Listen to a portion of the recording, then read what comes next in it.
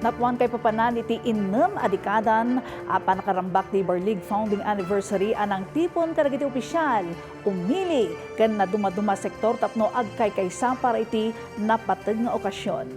Daytoy iti detalye.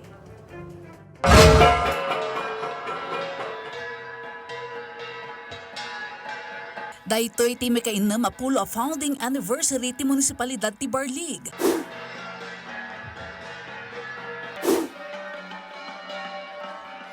Natibker panagkay-kaysa, naimatangan manen, nabigbigmet lang ti nagdurasan iti ili, ken itag-ay iti may pampanakal a kultura ken tawid dagiti umili. Ti Barlig iti Barlig iti 6 a dekadan, ket impanakalmet ni Mayor Clark Ngaya.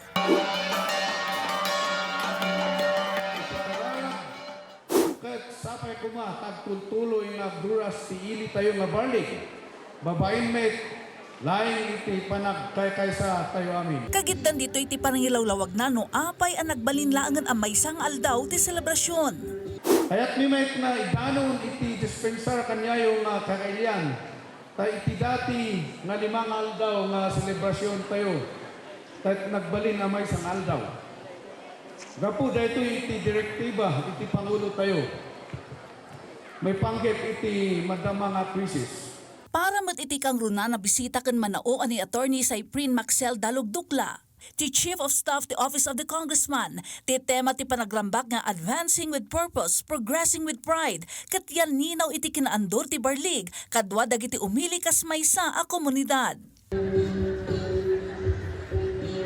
Iti mensahe met ni Mountain Province Governor Bonifacio Lacuasan Jr. iti anibersaryo ti Barlig.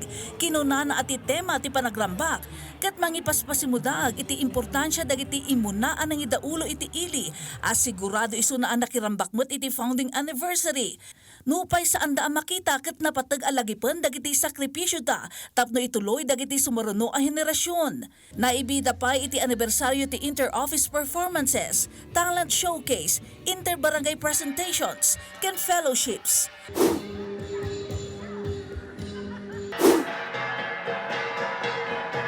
Simuportamot iti selebrasyon dagiti opisyal ti ili, ken dagiti naduma-duma a munisipalidad ti Montañosa, karaman iti probinsyal a gobyerno, kamang ti local government offices, ken national government agencies.